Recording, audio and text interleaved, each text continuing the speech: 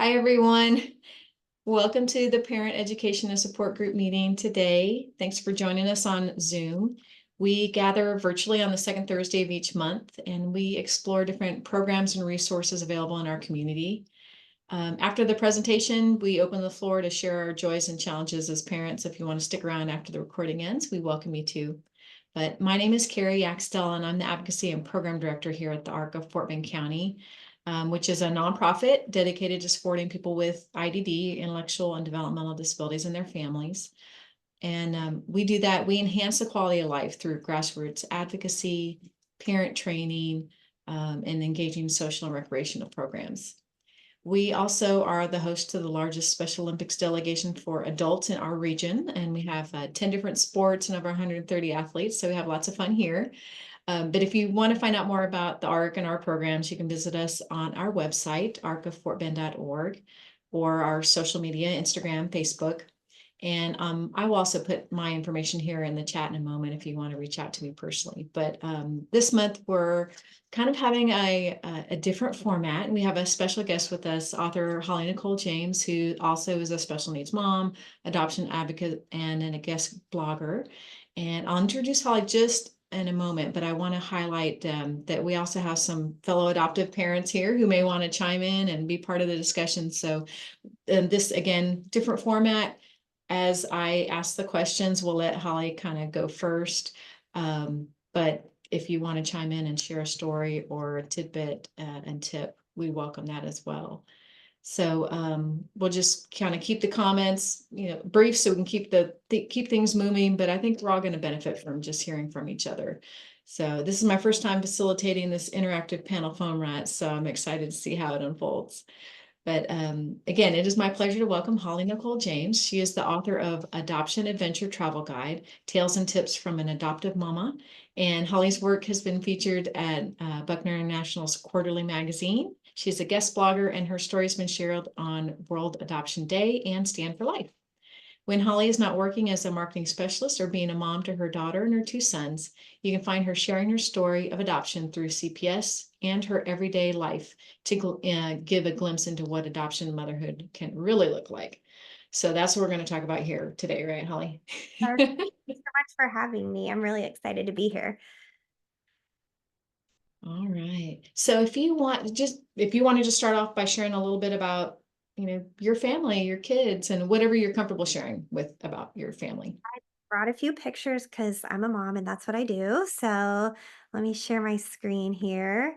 So here is my group. This was actually we're wild, as you can see, and actually people call our house the Thunderdome, if that gives you any insight.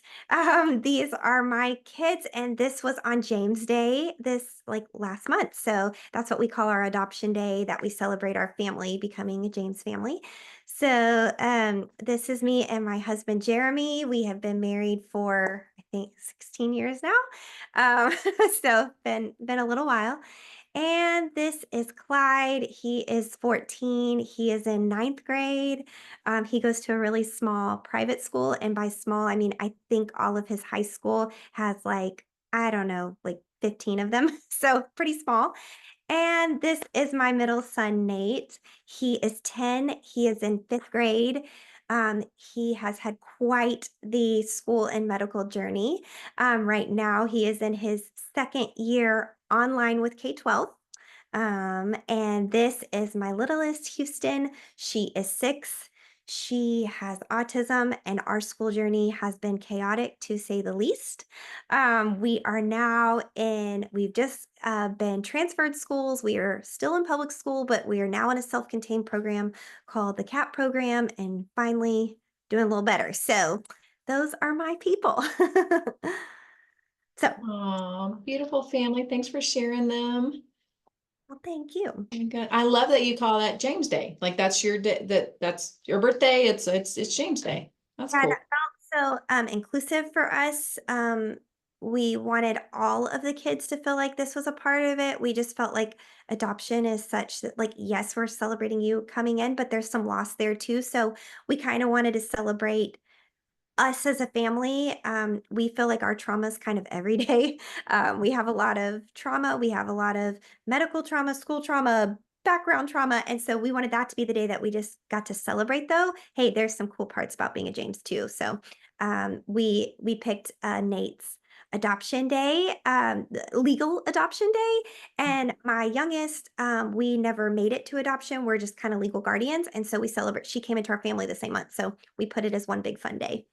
Hey, that worked out perfect. Yeah, exactly.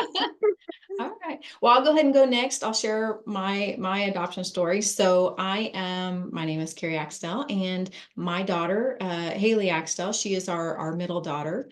And I'm sorry, I didn't prepare my here. Look, I have a picture of her right here.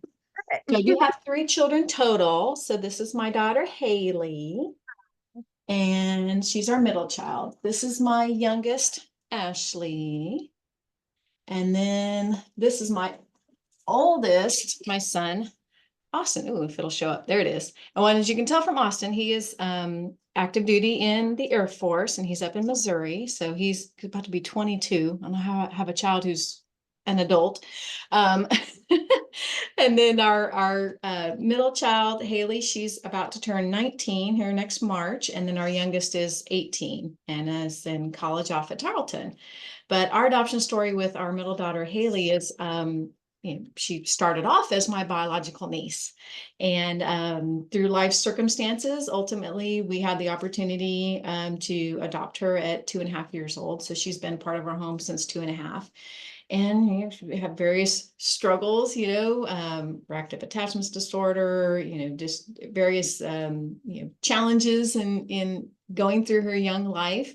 But she's miraculous and she's a fighter. And so it's amazing. So, I knew I was already a mom, right? I already had my older son, and then I had my youngest daughter.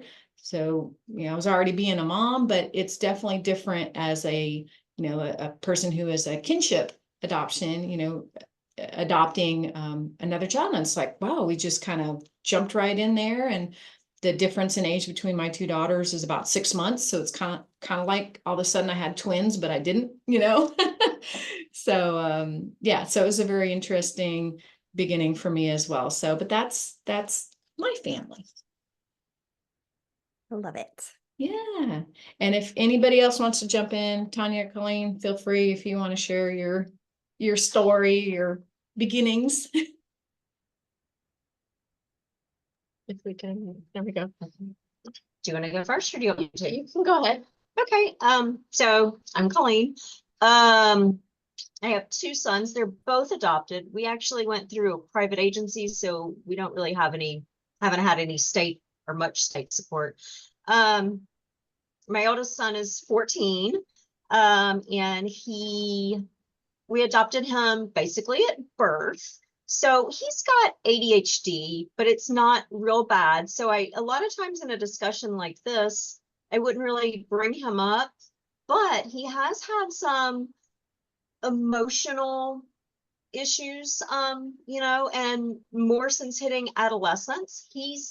I think the whole adoption journey, even though he's been with us basically since day 1.5, has been harder on him for some reason, just emotionally. So he's had some issues with that we've dealt with.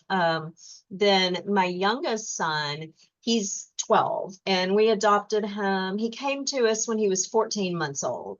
So that first year of his life, we don't have, I know that there's got to have been some psychological neglect and things like that. The back of his little head is still just flat, I think, from just laying there and being ignored a lot. He has been diagnosed as being on the spectrum. So he's the old Asperger's is basically kind of where he is on the spectrum, if you will. A lot of behavioral challenges. His ADHD is just off the charts. So, getting the right medications at the right level, because he metabolizes them really quickly, has been a challenge. So that's kind of where we are with him. He's in 7th grade, and he is in a mainstream classroom with some in-class support and accommodations and things, and he's doing okay, as I mean, there's still things that pop up, but as he's grown and matured, we've seen improvement, thank goodness. Um, yeah, but that's kind of where we are. And my son Cameron, he's 13. I know I don't have pictures. I can find something, but on my phone it might not be right. Very nice. But he's been with me since he was 4 months. He was shaken baby. He has a traumatic brain injury, and pretty much after about 6 weeks, we were at Texas Children with having a drain done because his head kept swelling. His body wasn't processing fluid, and then by 6 months, it was a couple months, well, a couple months from October to end of January, we ended up back at Texas Children's getting a shunt done. So he's had a lot of medical, being 13, he can't play some sports even at school are a challenge. So sometimes he'll come home upset about things like that. So that medical part of it is always going to be there. His behavior challenges, school behavior challenges, it's been quite interesting. We've changed school districts, we've changed schools, changed programs. I don't think he's actually finished one school year in the same program, and sometimes multiple schools. So the behavior it's just been hard trying to, like, one day's great and you're like, okay, we're going to start doing this, and then the next day is kind of like, one step forward, two steps back. Medications have been a challenge. He does not, he's had hallucinations. His behaviors, I guess, decreased, gotten worse, because of medication. So that's been a challenge.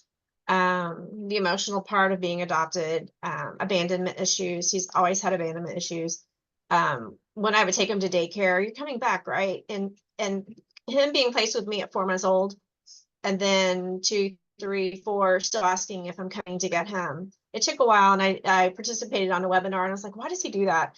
And the rewiring of the brain from the trauma and so forth. And so it's hard for others to understand that, as teachers and other people that we work with, and understanding him and how things happen and how things go at school and so forth. So he's the sweetest kid, and he's actually being baptized in a couple weeks. I mean, that's just been like a huge thing. Once we changed the medication, he's very impulsive, but not the negative side. He's hyper and happy, but a little out of control. But he's just, I mean, he's Cameron, he's doing Cameron things. A little less aggressive, but he's come a long way. And we just kind of, like, sometimes you have to take a step back and be like, this is where we're supposed to be at, and it's all good. And then, okay, we'll keep progressing through junior high and talking about things you want to do when you get out of school and things like that. It's baby steps, but what are interests besides Pokemon, and just trying to feel out where he's at, and but every day is a different day, and we just keep progressing on. Yeah, I know both you and Holly hit on just the school challenges. And I know, Holly, you have two different, so you have one who does the virtual or the home, like a homeschool program, and one in a self-contained program. And then Tanya, maybe you can speak to as well, like your guys's, Colleen, your experiences in school. So Holly, I'll start with you. What are maybe from the school side of things, experiences or tips or tricks or things that you would share with other parents, or just what do you think about that particular topic for school? This for special needs was the more unexpected hard road of all of the things I could pick. School is the hardest. And I think that's because we are sending them, right? I'm not with them. They need to be there. They have to be there. Whereas if medical stuff, we don't like our provider, we can change. It's hard and it's stressful and there's a lot of things there. But school, you are where you are sometimes. And it's very hard. It's very challenging. And it's it can change every year because our kids are growing and changing and their needs grow and change. So I've had two very different experiences. One with one of my kiddos has dyslexia, and I feel like kids get that. I mean, schools get that, right? It's a learning specific need. So it's like, okay, we understand what to do with that. We know how to meet that need. Emotional needs, we don't know how to do that. Uh, um, Having to leave for medical needs, we really don't know what to do with that. So that's been challenging. One of my kids has, along their journey, ended up having pandas, and it was abrupt and it was quick and it was new and different. And so that was a challenge to one, no one knows what that is or believes you. So that's fun. So having to change in the middle of going, well, we've never had this problem before, and now we do. That was super challenging and hard, and meeting those needs. School refusal is, I don't wish that on anyone. No one believes you and they think it's a parenting issue. And even though you're waiving your medical diagnosis of, hi, this is the brain, there's swelling there and there's reasons there. Don't care. You've got to be in school. So that was challenging. Um, and then my daughter has autism, and that schools just, we don't understand that yet. We just don't. There's a lot of kids who have it, and we're all on different areas there, and she was diagnosed at 18 months old. So I came into the school knowing this, having 7 therapies a week. I feel like, hey, I'm coming with you with armed with great info to help her and to help your teachers and to help me. And they're like, oh, she's good. She could be in gen ed and she's fine. And it was a disaster for years. And learning how to navigate that was a challenge. I've never walked that with anyone, so I didn't have anyone to hold my hand and go through that with me, and it was just kind of like, "We'll figure this out," and that was really challenging. So my advice for all of us moms and dads walking this really different and challenging road is, you just have to become the expert. You just do. Don't leave that up to the school to do, because sometimes they don't even know either. They don't know what their district offers. They don't know maybe more than what their school offers. So you're not limited to what your school can offer. There is a whole district out there. And, we looked into private schools. They're extremely expensive, and that wasn't an option for us, or they weren't in our area. So it could be an hour drive. And so we have multiple kids with multiple needs to think of. And so that wasn't an option. So there are two Facebook groups that have been instrumental, or Facebook sites that have been instrumental in helping me become an expert. A Day in Our Shoes. She gives extremely, extremely practical things, how to write to your team at school, what all the terms are, what your legal rights are. These are hard things that none of us, that's not most of our jobs, right? We didn't go to school for legal, maybe, or whatever. She walks you through that. She's great. And then the other is an IEP mom. She's wonderful. She is an advocate, and she chronicles her things. It helped me not feel alone or bad. If you're like me, I'm very kind. I don't like to rock the boat. I don't want to call anybody out. That's not my purpose. I'm not trying to say you're doing a bad job. I just want my kids to be in the right spot and get what they need so they can learn. But a lot of times it felt like I was saying, hey, you're doing it wrong. And she gave me the confidence to say, no, no, no, like, you're fighting for your kid and you can still support your teacher in doing that. So she's really great. So I know that's a long answer, but that's been my experience, and it's hard. It's just really, really hard. So I hope those two sites can help you with that. And like last year, we had 8 IEP meetings. So I don't know, we had 8. And so if you're in a season of hard, I've been there. So I feel you. Oh my goodness. Yeah, I know so many parents have got to feel that too. So I'll chime in two great resources I'm aware of as well. So Family to Family Network is another great resource for special education and just things out there. If you're in Greater Houston area, they're a great resource. And then for the federal law side of things, rightslaw.com. It's with a WRIGHTS law.com. They, again, lots of great articles and seminars and things like that. So those are some good resources. Any other resources you guys want to throw out there, or things that have been helpful to you please Actually, chime that's how I in. got involved with the Arc of Fort Bend, though, was starting there with IEP troubles. So I was just desperately finding things. So you guys have been great too, and helping give advice and encouragement. So Oh, well, thank you. Yeah. So if you happen to be in Fort Bend County, that's one of the things I do. So another hat that I wear in addition to being, a mom is I'm working for the ARC of Fort Bend County as an education advocate. But our form of advocacy, a lot of people say, oh, you're an advocate, that means you go to ARD meetings. Well, it's a double-edged sword for me because I'm still a licensed attorney. So I do not tend to go to many ARD meetings just to protect that. We're not a nonprofit law firm. The ARC of Fort Bend cannot legally represent people. So I find, and as a parent myself who has gone through this, one child now that's gone all the way and graduated from high school.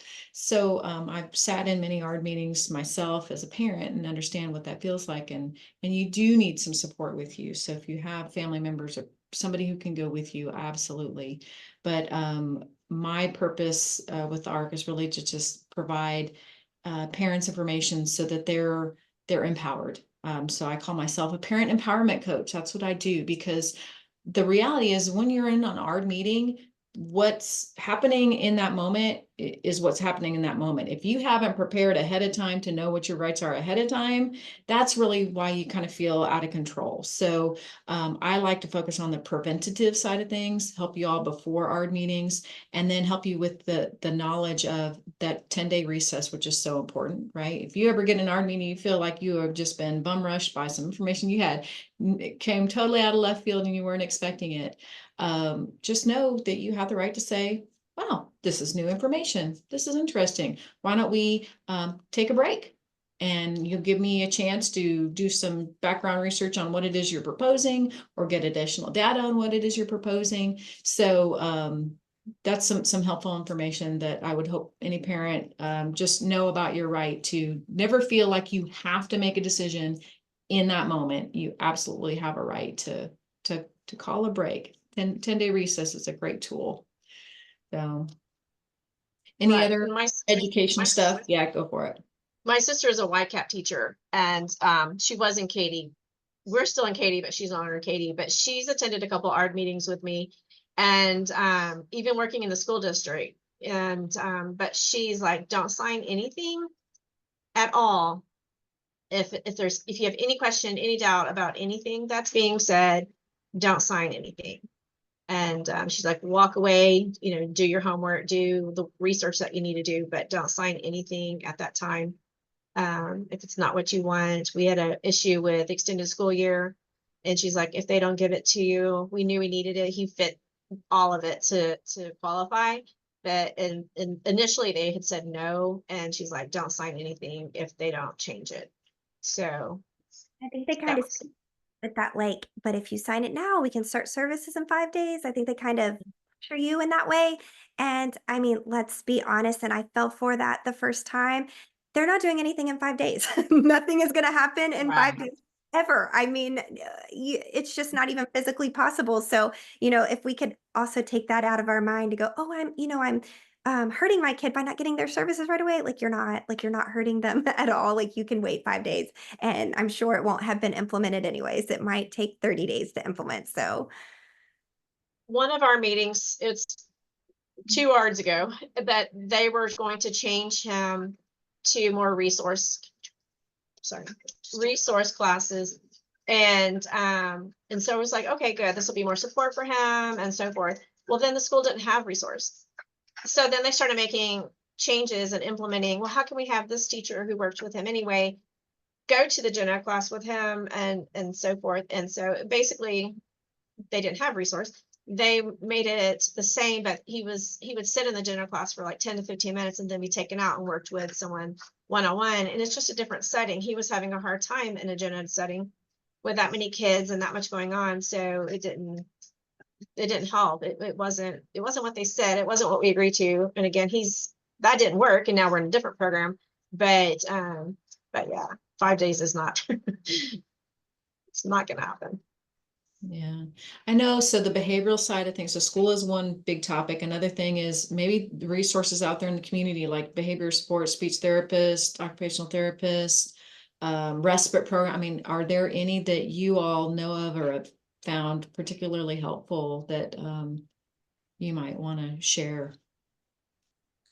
I will be honest with you, this is a challenge for us, and we're just entering in this phase of not challenging behaviors, but just as they get bigger, it's harder to physically handle or do different things. So, I know there are some there are. I suggest you looking up churches in your area. There's some wonderful programs that do help on some of the respite side. We haven't had to do that yet. um, we are big proponents of OT. OT has been really helpful for us. I feel like that's been our best. And play therapy. Play therapy has been wonderful. My kids have been in that since they were very young. I love play therapy if you could do it in your space. It's not you don't have to worry about transitions, and they're working in your home with you, and it's on their level. They get to kind of lead it, which our kids don't get to lead a lot of things. They're kind of told what to do a lot of the times, and it's good and that's helpful. But sometimes they just need to lead and share. And I love play therapy. I think that's a wonderful, wonderful avenue for our kids to feel safe and get to share their feels without feeling like they're sharing their feels. So those have been the biggest for me. But like you said, the behavior side is certainly challenging. Music therapy, actually, our district offers it. Most people don't know that, but that has been wonderful. I wish we could do it every week, and it's limited, but that has also been a really cool thing. And aquatic therapy, it's those are fun ones. You know, therapy can be work and it's hard, and like we don't want to go work out every day after school or work, or maybe we don't want to go to a class every week, those are fun that are also helping them to learn some skills, that I would recommend. We're not doing it right now, but we did it for a couple of years. We did equine therapy at Oh, Braining Strength. And I know they have Sire, which is in Houston, or are they out here now in Fort Bend? I'm not sure. So Sire just opened one in Fulshire area. So yeah, so we got two in the area. Yeah. So well, he's 12 now. He did that for several years and he really enjoyed it. And, just it helped build his confidence, helped him to regulate because he gets a little, just that dysregulation, which oddly enough, when the weather changes, he has these vestibular changes that happen. And it took us a while to kind of, actually understand and see and believe the correlation. Because when I first heard about that, I was like, seriously? And then I started watching for it and I was like, oh, okay, he acts crazy like the day before there's a big storm that comes through or a cold front or whatever it may be. So it's very interesting. And I wanted to add, I don't know if you had any experience when you were in Lamar, but so we're out in LCISD and they have a social emotional support classroom. So he did that first grade through fifth grade, I guess. He graduated from it at the end of fifth grade. And then, like, when he went to sixth grade, they were like, if he needs it, having that transition to middle school, we can pull him back into it. But I'm assuming you guys know what that program is and everything. You're familiar with that? Okay. Okay. That worked pretty well for him. I don't know what districts have it and like, I it know, and they depends. all crop up That's pretty. the Right, yeah, that's a tough thing from district to district. They all have their own special name for what they call things. So yeah. Yeah, yeah.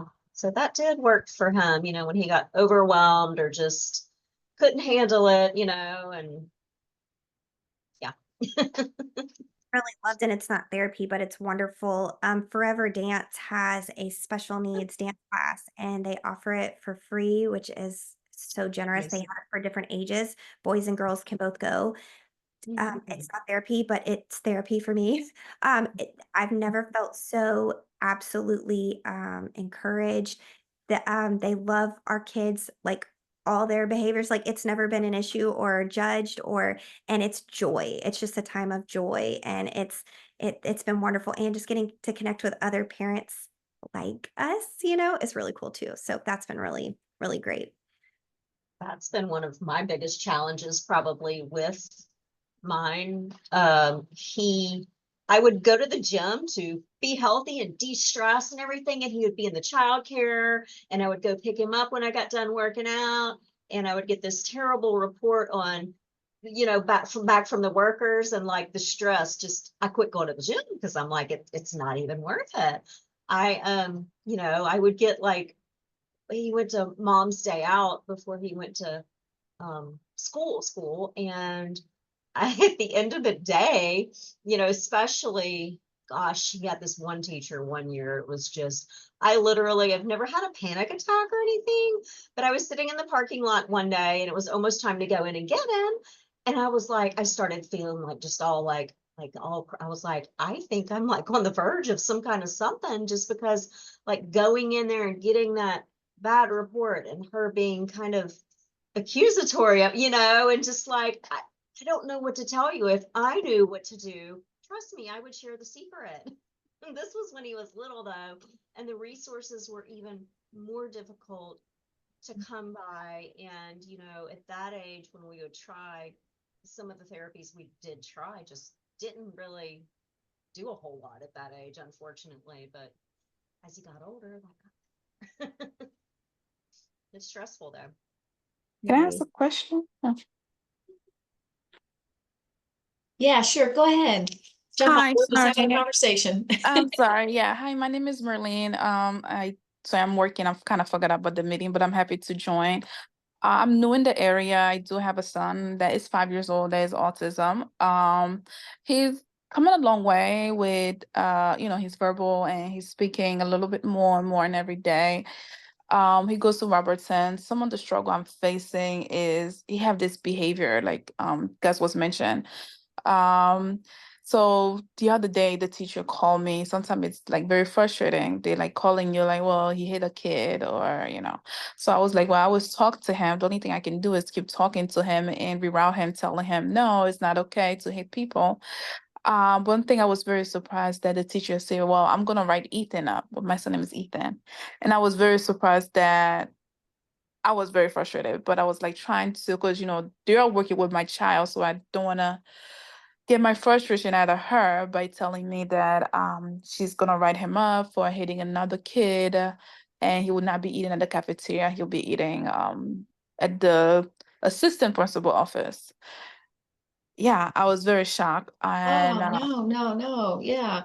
So have you had a chance so in talking with the teacher about that, first of all, one of the things we don't want your child to be disciplined for disability related behavior, right? So and one of the that's things you can ask the school to do is if he is having, some behaviors, many school districts have behavior specialists or, people there that you can ask the district to do what they call a functional behavioral assessment. So that's one tool that you can use as a parent to kind of combat this, wanting to discipline him for behavior that's disability related and exclude him from his classroom. So definitely, if you have that opportunity, I would ask, and do that in writing, because sometimes, you just ask orally and then you don't have a record of when you asked or who you asked. So if you want to ask the teacher, but then follow up with an email and then send it to at least two people, that's one of the things that I would suggest, because we certainly don't want your son being disciplined for disability related behaviors. They need to provide services, not discipline for that. And a phrase I have found very helpful is all behavior is communication. So we're communicating something that is distressing or we don't have the right accommodations. And I just would say that every time, like, yes, I understand. Of course, I don't approve of hitting, but this behavior is a communication saying, hey, I'm not being supported correctly. And I would always respond with that every time. And that really kind of helps diffuse or use it as a weapon that it's like, well, yes, we have autism. So we're communicating to you in the way that's we don't know how to say it any other way other than, hey, I hit a kid, so Yeah. hopefully that could be helpful too to Serve. help them. Yeah. Yeah. We need to get to the why, why is he Yeah. having this behavior? Yeah. Yeah. I will follow up with them and see if they can kind of assist me with that because I was not happy him being disciplined for he have a disabilities, as you mentioned. Yeah. Now I know Colleen, you mentioned earlier too, you were going to the gym for some just to de-stress and things for yourself. So that kind of brings me to the next question, which is just about your support network. So as your family is going through this journey, are there things that you're doing to help yourself to be healthier or build your support network? Like, are there some good thoughts or source resources out there that you all have found for supporting yourself and your family and being healthy? We're laughing. I started blood pressure meds yesterday. I was just thinking, So take antidepressant, Yeah. anxiety. so I'm very like I'm fine when I'm not dealing with the behaviors and stuff. I'm fine. I'm normal. I'm nice. I can manage. I multitask. I'm bouncy and all happy. And then it's like oof, I can't deal with this. So yeah, it's been probably longer than I should have waited, but I finally did go to the doctor. But that's why we laugh because I'm like, yeah, I'm like nice and calm. I don't like feeling this calm, to be honest. Makes you nervous. I'm ADHD probably myself, but it does make me nervous. And I'm like, what am I missing out on now? But I think in regards to services, I mean, indirectly for myself, and wanted to say this before, but post-adoption services. So special needs and adoption, again, we're participating in a family preservation group right now through our Arms Wide. But I think that's been really helpful. They've helped provide a therapist. We do virtual kind of like play therapy. If it's been different, like equine services, things like that, different therapy options, yes, waiver options, and that we have right now. And I was like, what was I gonna say? Family coach, a parent coach, who's helping me. And actually he called about 10 minutes before this started. But I think, and at first, and even through the school districts, when we're going through ARDS, and I'm like, I know it's hard. I know I'm doing a good job. I know. And you would go into an ARD and they would like start questioning, everything's your fault. Everything, does he say this at home? Did you teach him? What kind of shows do you let him watch? All these things. And I'm like, wait, what? Why am I like, I'm on, it's like judgment day when I go to an ARD. I would cry before I went into an ARD every time. I mean, not even in yet. And I'm like bawling because I already know I'm going to be interrogated. And so anyway, so I mean, you put a lot of stress on yourself on all of it. It's your fault. You're not doing something right. But the parent coach has really helped with, it's a lot of questions in the beginning. And again, at first I was like, I don't need a parent coach. I'm doing fine. I'm not the problem here. But when I first started talking to him, and he came through post-adoption services, he was very much like, okay, so how do you do this? And what do you do this? What are his goals and things like that? And he's like, no, you're doing a good job. And it really, that self-confidence helped having the parent coach. And there are a couple things about like, let him pick his goals. You have a set list of goals, but have him pick 3 or 4 for the day. Instead of you assigning it, have him take ownership of those goals. And something would happen and I'm like, I know I probably shouldn't have done that. No, you're doing good. So that support from a parent coach has really helped me. Making time for myself, I'm working on that. Exercise, working on that. But I just think having that support, and again, post-adoption services can assist with different things, respite care. I just think, again, the post-adoption, having that parent coach has probably been the best thing from all of the post-adoption services that we've had the opportunity to utilize. I will say, I do know that another local nonprofit, Hope for Three, has an autism moms support group. I don't know the exact name of it. I have gone to 1 or 2 of their meetings in the last, I don't know, 6 months or whatever. I have trouble sometimes getting to them, but when I am free and I have put it on my calendar, I try to go to those. And, that's been good, just talking to other people and finding people that you can relate to, because you can always pick up hints and tips. I mean, that's, Tanya, I've known Tanya for a long time, but I think when we realized that Isaac and Cameron are very much alike. And actually they're buddies. They text each other and, like to hang out and play video games when they get the chance. But having people that you can relate to and that can help you. We had trouble when he was much younger with the ARDs and IEPs and all that good stuff. But one of my neighbors is actually retired from a school district in California, and she was like their head special ed person or whatever. So she was a huge resource, and she's got some books and like guides out on that. And I don't know the websites offhand, but she's got resources out there. And then what was the other thing I was thinking of? I should have written it down while we were sitting here. I thought of something else that was, it'll come back to me like way later. She was really helpful for that though. But Yeah, I know. So the one, I think they have a couple of groups at Hope for Three. So one of is the caregivers around the bend. I know they meet like on, I think it's like on a Sunday. So just Hope for Three's website, you can probably find online more information about that. But I think they have like a mom's meetup. And then also I've seen the Autism Dad's social club. So there's so many different, there are some different support groups probably in your area, here in Fort Bend County anyways, but even if people in Greater Houston that might be watching this, look for those support groups, reach out to those organizations, connect with resources like, the ARC, and there are ARCs all over in our community here. There's the ARC of Harris County, there's the ARC of Gulf Coast, the ARC of Katy, the ARC of Fort Bend. So, when you reach out to us different organizations, find out about the support groups in your areas, the occupational therapists and the play therapists and the equine therapists and all those in your area, because that's one good thing about living in such a populated area. We do have a lot of great resources. So they're out there. They're definitely out there.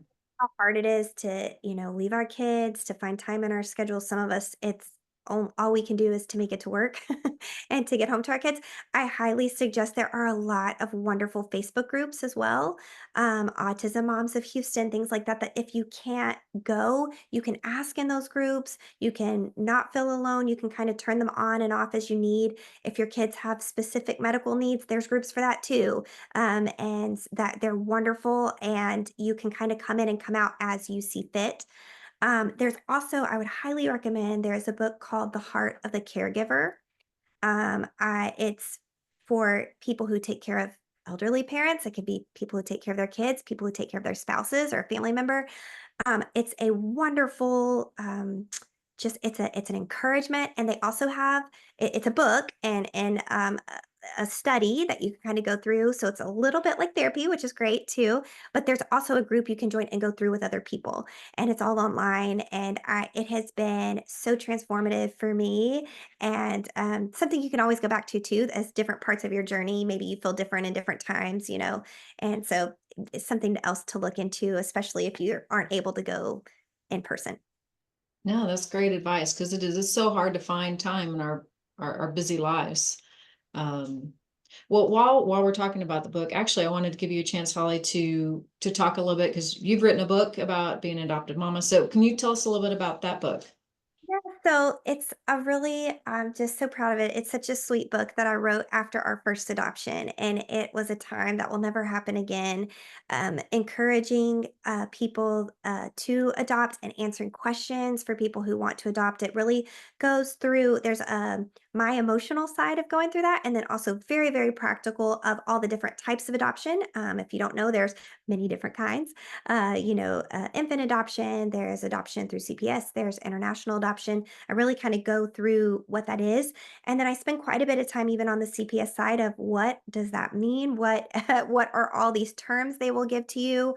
It's very challenging, and just share a little bit of our experience. And my experience the first time and the second time are vastly different experiences, as it will be with both of mine were through CPS. So our system can be very different, and every family situation is very different. So This is very, very encouraging, answers a lot of questions and really just encourages you that, like, if that is what God is calling you to do, that you absolutely can do that. And He has a really great purpose for you for that. And just kind of encourages you along the way. If you'd like, it is something I did more of. I just really love to be with families. It's more of a resource, and I am open. If you email me, I will email you a free digital copy. It's just something I love to give to people to help them in their journey. So. All right. And then I know you have a website too where people can, I guess, contact you. Yes, hollynicolejames.com, all of that is there. So my email address is there, the book is there. Hopefully that could help you in your journey. I do a lot of one-on-ones. People call and we just set up a 30-minute Zoom and they just ask their questions.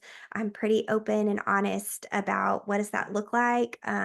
My book doesn't touch on some of the harder topics of what do I look for in my family with adoption? What does it look like to be a biracial family? Things like that that are practical and you need to talk about. And I'm very open to do that if you don't feel safe to do that or don't have someone to talk about that with. I love to talk about those things. All right. So as we're closing things out, Tanya, I wanted to give you all an opportunity because I know you're there with Rainbow Room. So we might as well, I would just, if you want to share a little bit, please share as a resource in our community, what you all do. Fort Bend Rainbow Room provides emergency supplies to children and adults that come into state care due to abuse and neglect. So we work with Children's Protective Services and Adult Protective Services. And we have a resource room in the DFPS building in Rosenberg. And it's stocked with all your basic necessities. We now work out of the warehouse. Our office is in the warehouse. So, but we provide items outside of that by request, such as car seats and beds.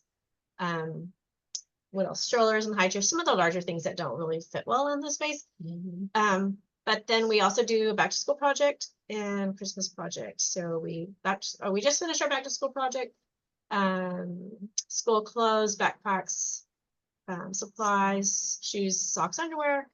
Last year, our numbers are up over 50% over last year's count for 2 months of serving kiddos. And then we're heading into Christmas. So we're working on getting our warehouse in shape. Caseworkers are submitting wish list and working with the community for sponsorships and things like that. The community can sponsor kiddos. So we're working on that. So, yeah. Yeah, so if people wanted to, so the greatest need right now coming into the fall and getting ready for Christmas, what is, if people were to want to donate, how would they reach you? And then what is your greatest need right now? So our website is fbrr.org. And our office number is 713-281-0555. Our greatest needs will be the toys and gifts for kiddos for the Christmas project, but also we provide, which we had a donation of care packages, but hygiene and cleaning supplies. We do distribute a lot with the projects, but on a daily basis as well. Everything that we share, we distribute is brand new. And that's part of our philosophy. So, pretty much donations of toys, hygiene, cleaning supplies. And this year we've been in our like clothes and the basic hygiene items, cleaning supplies, things like that are up 83% over last year. So anything, any new clothes, new shoes, school supplies, those are daily things that we've had a lot of need for this year. So we pretty much take anything. We're pretty good on stuffed animals right now, but Lots of animals. we have lots of stuffed animals, but pretty much everything else is we can use. You can sign up online to sponsor a child for Christmas and get their wish list, or like you could do a toy or shoe or whatever drive through work.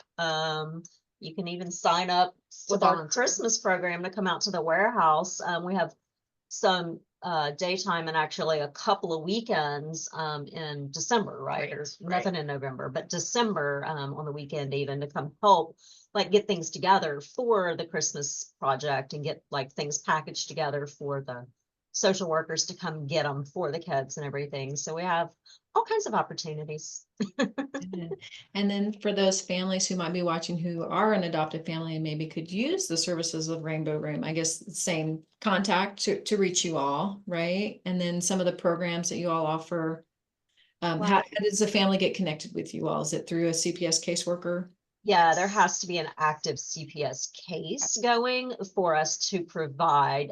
You can't just contact us directly without that information. But if there is an active CPS case, then that social worker can, we have a little portal, they just go online and they're like, hi, I've got this, these kids that need X, Y, and Z, they tell us the shoe sizes, the clothes sizes, diaper sizes, whatever. And, they can submit that and then we can get that together for the families, but it does have to be an active case. Okay, well, good. Well, thanks for sharing all that information. So as we're closing it out, any other last words of wisdom or tips or anything that you want to share? I'll give my last tip and then anybody else wants to tell something. It's, there are a lot of great resources out there. So just reach out to us. I mean, just on this call alone, we've talked about so many great organizations and places and therapies and opportunities for our kids. And so connect with each other. I think us connecting with each other is helpful. And then we get to brainstorm together and do these things. So any other last words of advice, ladies? I will say I did remember the other resource that I was thinking of and forgot. And this may not apply to you guys, but it may just be something to jot down for other people. He was talking about my youngest is on the spectrum. AspergerExperts.com. They have like webinars and things online. There's a book like 7 ways to motivate people with Asperger's, that kind of thing. That has helped me a decent bit with just the understanding why piece and kind of how to handle and combat. And I really need to get back on there and look at some more stuff. Not combat, but how to handle and diffuse. Maybe that's what I should say. So that resource has been helpful in our situation with him. I would just say find your people and find your peace and your respite, however that may be. I try to go get away at least once a year with some girlfriends and like go hiking and go get out away from electronics and get out in the world, out in nature, like maybe once a year when I can. So like that's been big for me, but find your thing and do it. Take advantage of it. If you can. My advice would be to widen your circle, widen your circle to include families that look like you in person, widen your circle digitally to include when you're scrolling, social media, stop comparing yourself to people that aren't like you and include people that are like you. It's encouraging, it's helpful. You won't feel different. And instead, you'll have people that are telling you, yes, you can do it. Yes, we believe you. You're not going to get gaslit, and it's lovely. It's wonderful. So I would just encourage that. And I know it's hard. I don't know about everyone. I'm not a, meet. I don't like to go to a space of just all new people. That wouldn't have been my personality before. Do it. There's nothing to lose. You're going to meet people that you like. They're going to like you. It's okay, And so I would just encourage you to do that. And, just really, once we can do that, we can really embrace and really love our life. We can love our family and we can have people to walk in the hard so that we can love the other parts. Yeah, great advice, ladies. Tanya, did you have one more last Well, tip? for us, we found a church that has a great special needs ministry.